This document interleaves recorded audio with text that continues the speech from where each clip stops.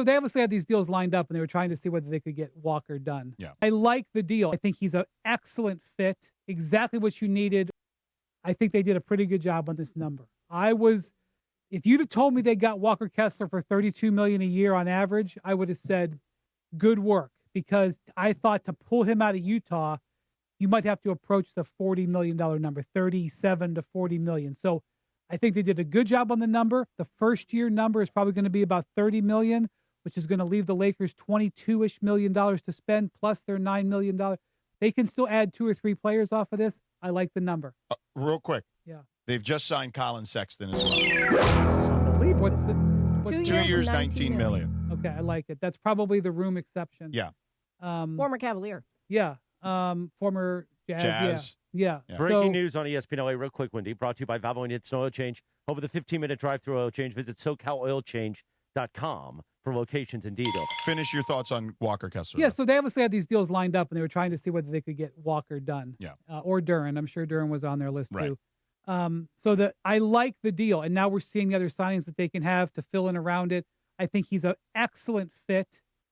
Exactly what you needed. Rim rolling, big guy, 7'2", huge wingspan, will defend the front of the rim.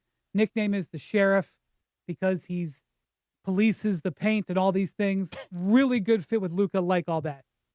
The draft pick comp is big. Yeah, it's a lot to give up. Yeah. But on the other hand, can I just say one thing? And I don't want this to come off wrong. I think the Lakers were in a very, very desperate situation, and here's what I mean. A, we all could see that they need a legitimate frontline center. That's number one. Number two, when I say desperation, they were getting – LeBron was leaving. They weren't taking LeBron back. You always say actions over words. They weren't even talking to LeBron. They didn't want him back. That's right. So they're moving out LeBron because when I say they're desperate to make sure that Luka believes that from an organizational standpoint, they are in pursuit of a championship. So while they may not have gotten the best center in basketball, and they may have given up a lot of draft capital, they were in a desperate situation on the floor and in the locker room to make Luka believe they're really in it to win it. Do you know who 100% agrees with you? The Utah Jazz, because they negotiated with this knowing the Lakers were desperate to get this done. So I will just say that let me just say 2 things about this. I'm not super stressed about this draft capital. I'm not like falling over. But number one, the Lakers don't use their first round picks well. I mean, let's just be honest. They haven't for years. Maybe someday with this new management that they will, but they don't use them very well. So I'm not too stressed about them giving up. But where it does hurt you is opportunity cost. If you trade if you trade 2031 and 2033 for Walker Kessler, that's 2 picks you can't trade for somebody else later on. Correct. The second thing is that in this era right now where we're not sure about, and I mean, this is low level. I'm just going to mention this and move on. We don't need to discuss this. But because of the flattened lottery odds, people are worried about giving away draft picks because it's no longer predictable whether to be a high pick or not. Like you may say to yourself, well, the Lakers are never going to be that bad. They're going to have Luka. Right. So people were not crazy about giving pick swaps and stuff in years when you don't know about how the lottery odds are going to be. All right. Now, Sandro Mamukelashvili. Mamu. I just call him Mamu.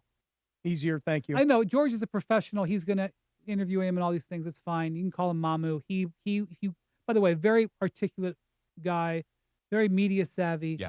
You call him Mamu to his face, Cappy, he won't be offended. It's totally fine. Did you know call me Cappy to my face. I won't be offended. Sure. Windy, did you know he's part of the Soviet national team? I did not. I don't believe the Soviet national team exists anymore. No, I know. Beto had that joke in that text. No, I know. No, I know. Yeah. We like the Russian national anthem around here.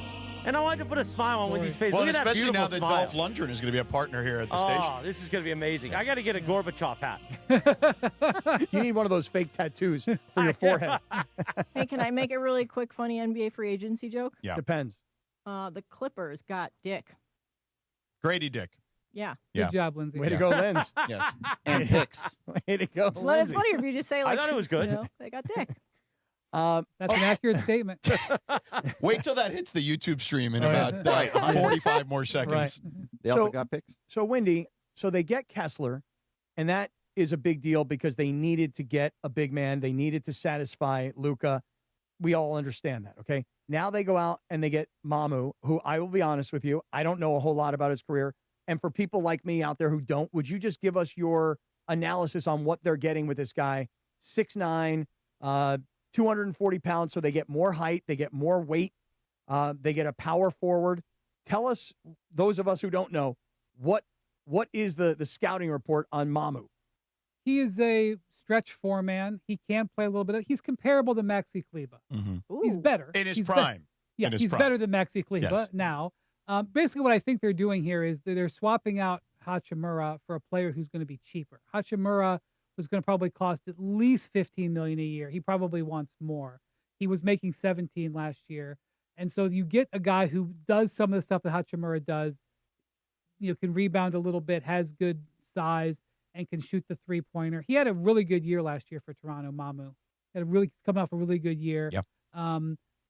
Who's a little bit cheaper. I think that's basically what you're looking for is Hachimura production, 40% three-point shooter who can take 5 or 6 threes a game, hopefully hit 2 or 3, who's a little bit cheaper. What is he defensively? Not superior. No. But not a whole. Not a whole. No. Because obviously we know that they needed more size, but we also know that they need more defense. This is, if you went in between Maxi Kleber and Rui Hachimura, that's what you have here. And remember, Kleber cost $11 million last year, even though he didn't play that much. So this is a replacement of Maxi and Rui in one package. You're going to get the same number of minutes basically per night at a number that is respectable. And I'm sure that the Lakers have upgraded their analytics department. He is an analytics darling. Like, for example, they were tied to Robert Williams a little bit ago. He is analytically they probably ran the analytical. I don't know this for sure, just to be clear, but my guess is they ran the analytical numbers and ran this salary and his analytical numbers, and it came out ahead of Hachimura, and that's why they went this direction. Okay, Right. Interesting. Now this third guy that's being announced Collin here, Sexton. So he's more of a kind of a scorer off the bench.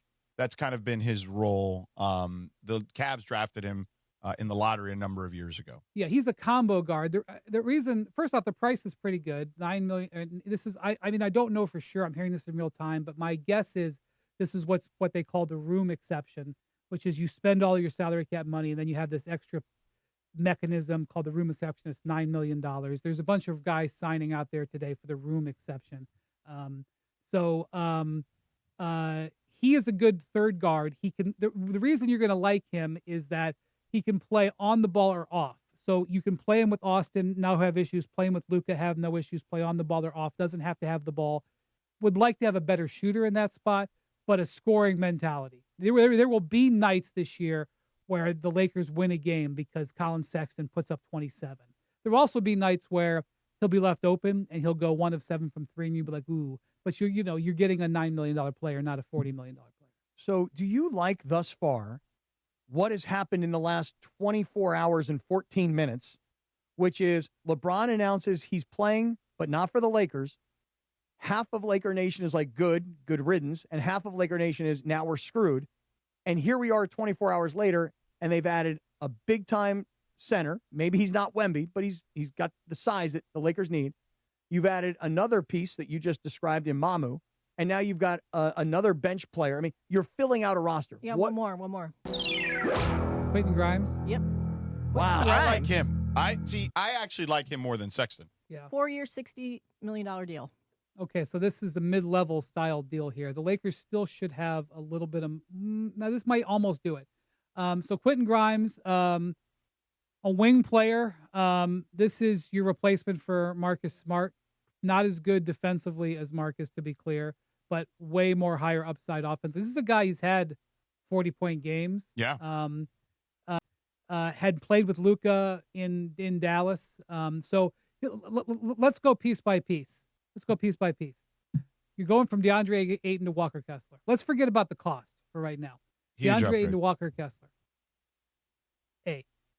Yeah, huge upgrade. Maybe not A+, but A. Good job. They should just trade DeAndre Ayton for whatever they can get at this point.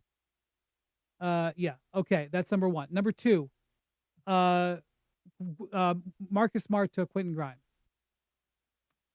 I think that's an upgrade. I agree. And No question. Grimes had a really good year last year, and you're taking advantage. Really, the Phillies should have paid him, George. Agreed. But Phillies heavily invested in other guys, and they just don't want to go too far into the tax, and so they're taking advantage of it here. He's younger, more versatile, and more well-rounded offensive player than all Marcus Smart. And a good defender. All I've been asking for is make this team younger, because when I look at San Antonio and Oklahoma City, I see all these young guys. They have now made this team significantly younger with the removal of LeBron and Marcus Smart for these young guys. Yes, and definitely. So I'm gonna be neutral. I don't know what you're gonna get out of Carr, the rookie. I don't know if you can play him right away. In theory, he could fill in some minutes there. I'm not sure. I'm gonna leave that on the side. George, I'm gonna say B-ish. B, my grade for Grimes. I think it's good. I think it's good. Rui Hachimura to Mamu. I'm going to go C there, not because I don't like the signing, but Mamu isn't as good of a player as Rui. Agreed. You're taking a step down. The production might end up being neutral. That's a step down. So I'm going to say C there, because you're also sort of playing Kleber. But I do like your thought on the analytics, that if you combine all of his numbers and his salary and you do the same for Rui, it may be a slight downgrade. Well, I'm just saying, between Kleber and Rui last year, you spent $28 million. You're probably going to get similar production. Maybe not quite the same, but you're going to get similar production, and you're paying him 12.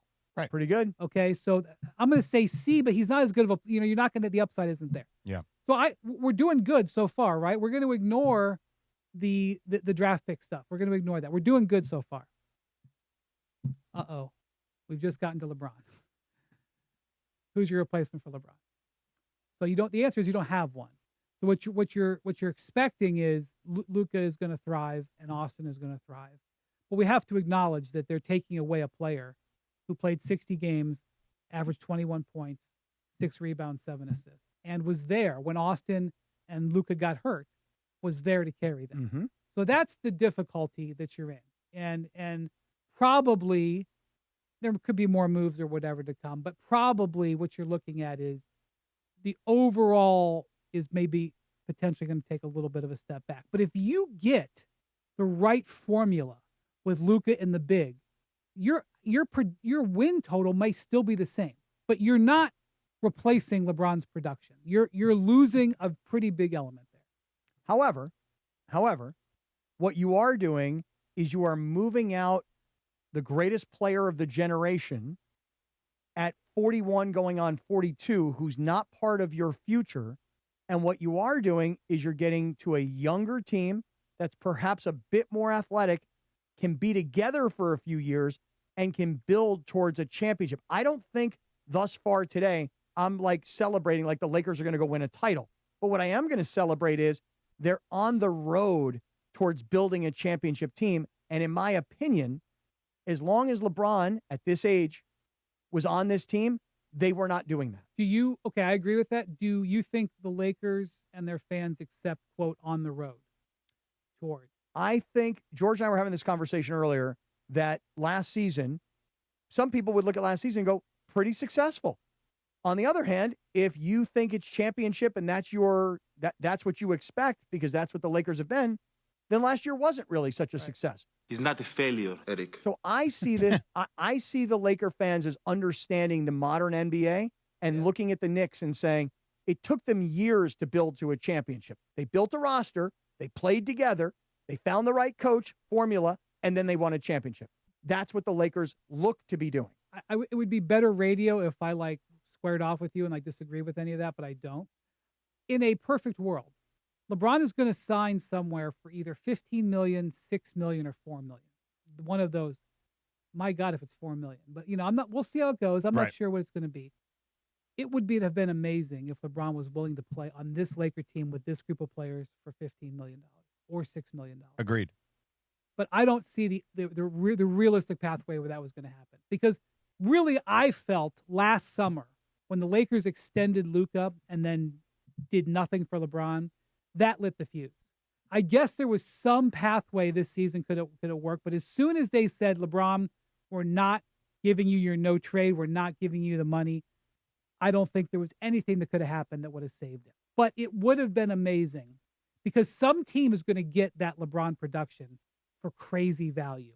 And it would have been ideal if the Lakers could have gotten this sort of younger, bigger team and also kept LeBron. That's when you would have had something you could have said, well, maybe that can challenge something. But I don't think that's in the real world. Well, and we discussed this yesterday and today, to Brian's point about last offseason. When Rich Paul put out that statement, that was really kind of the beginning, like the first lob into this is probably going to be over here with those two. Let me ask you guys this question. If LeBron today is waking up and he's seeing all of this news, is LeBron thinking, well, man, if I would have stuck around, or no. Okay. No. He's ready to move on. Yes.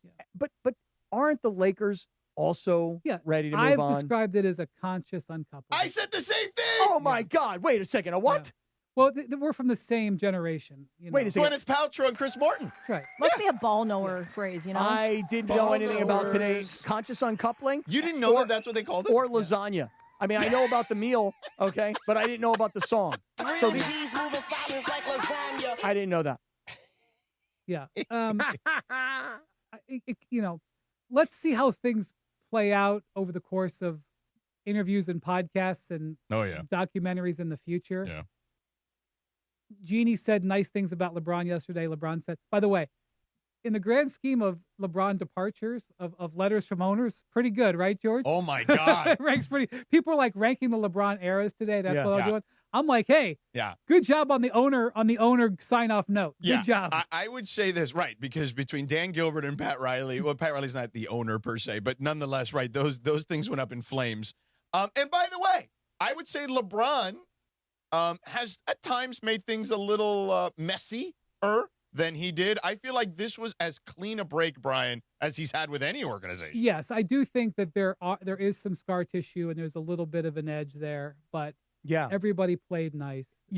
I tried to say this earlier. I'm like, listen, LeBron. Well, you also claimed that Luka was being disingenuous earlier. Here's what I'm saying. Here's what I'm saying. LeBron, very professionally, hey, thank you so much, Lakers. I hope I made some people proud along the way. LeBron, very professional. He never went out and said, I don't like this team. I don't want to be with these guys. He did the right thing. Luka, hey, LeBron, thank you. It was great to play with you. But really, I'll go back to what you always tell us. The actions speak louder than the words. Yeah. The Lakers did not want LeBron back. And by the way, conscious uncoupling. By the way, if Luka wanted LeBron, they would have LeBron. But Luka did not want LeBron. But he's not saying that because why say it? How do you get a player to stay? Just on the most basic level, how do you get a player to stay? You pay him. You make an offer. Right. They didn't make an offer. Right. Now, Rich is giving them the out because he's like, oh, they didn't have to. It was up to us. It was not up to them. Right, that's just the framing of the story. If you wanted him to stay, you would have come on the first day. I love this Ramona story so much. Ramona does such amazing detail reporting. I think in the top 10 of her details about the pillows, okay? The Austin pillows. Somebody in the Lakers front office, somebody was given the job of make this a beautiful room for Austin, and somebody went and got pillows that put AR. They did the stitching and AR on them. They didn't even, they're doing pillow details. They didn't make LeBron an offer.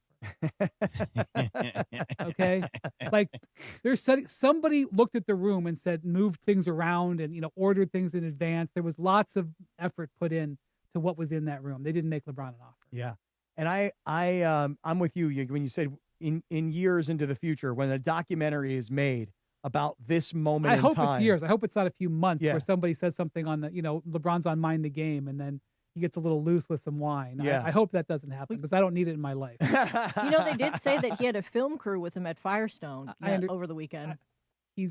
I see somebody reporting today, LeBron's going to have next year filmed by a documentary. Guys, he's had his life been filmed this for years. Decades. Yeah, I mean, yes. By the way, Andy Thompson, Michael's brother, has been on the case with him for several years recently. Yes. And let me just say that chip shot that he made a few weeks ago where he chipped over the bunker and chipped it in, which, by the way, was a great shot. Mm-hmm. Do you think that it just so happened that somebody was recording a chip shot? Yeah, right. Hey, get this shot for me. I'm about to take this shot. All of his shots. Yeah. By the way, we have now details of how the Lakers deals were structured. Obviously, sign and trade for Kessler, which hard caps them at the first apron. Yes.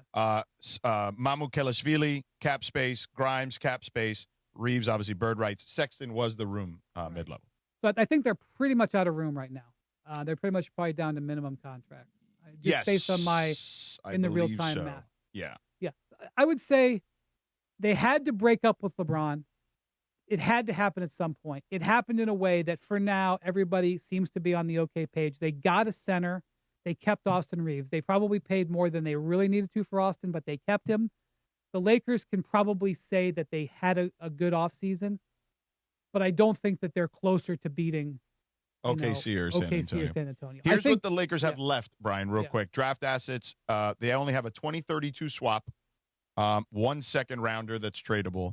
And to your point, what they have available to add to the team is just veteran minimums. Yeah. I mean, they have a couple of guys on their roster they could trade, but they pretty much did all their business this morning.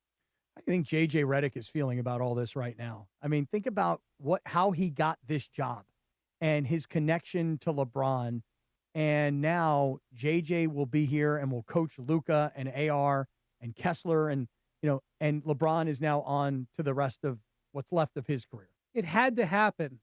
Like I said, I wish, for the sake of the Lakers' ceiling, if LeBron would have taken the money that Grimes took, and maybe they get Grimes on, whatever, they rearrange it. Maybe they get Mamu on the $9 million and they get Grimes on.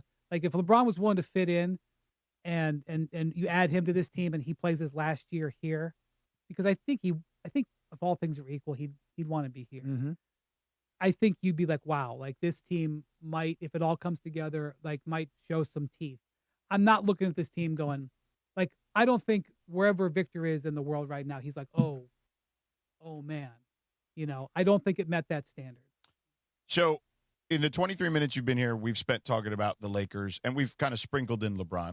I know you have to run here very soon. So, we were talking about the LeBron options. We never actually got into it because the Walker Kessler stuff broke when we were going to get into it. I think LeBron should go to the Eastern Conference. I think that is to me, I've said this for years. I don't know why more guys don't go to the Eastern Conference. I think that Giannis had the right idea of wanting to. That's what Kawhi did. Right. And it's what Giannis did. He can't wait to watch him not play. Was not going. He was not going to go to the West. Yeah. I think LeBron should go to the East.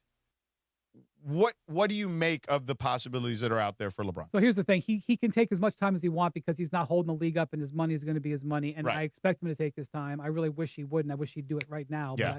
So he's got the opportunity.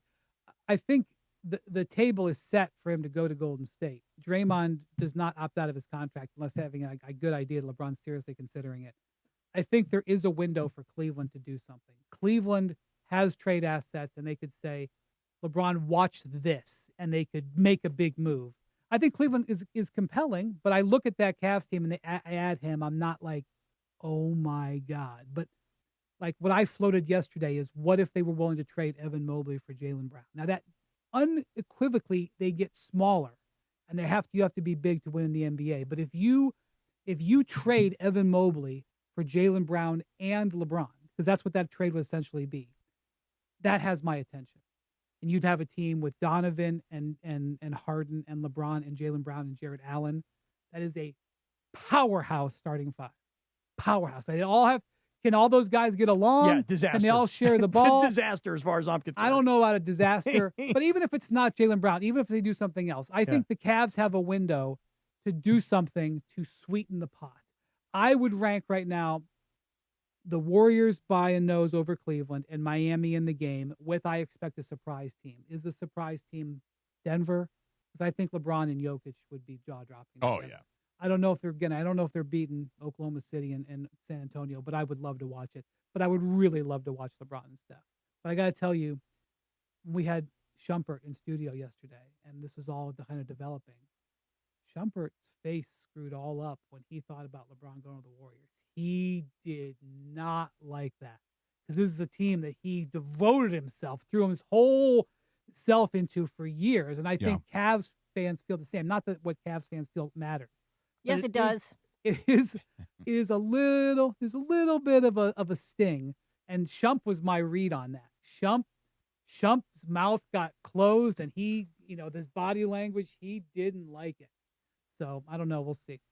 Windy, I know you have to run. You've got a meeting. I do. Can I grab you at 10 o'clock to record some liners? Because this might be the last time we see you in studio until next basketball season, right? They just sent the second text. Oh. Yeah, we'll figure it out. Okay. All right. He'll be here. Second text. I they're just looking wanted to for be you? like, He'll hey, be here for what? it's windy. It's a windy Wednesday on the Summer of Schwans on the Sedano and Cat Morning There Show. you Hold go. on. Wendy's getting up. I got to give him a hug. Yeah. Because, this may be it. Brian, I'll see you somewhere. I'm Well, sure. you're going to see him at Summer League. I hope it's Oh, Summer League.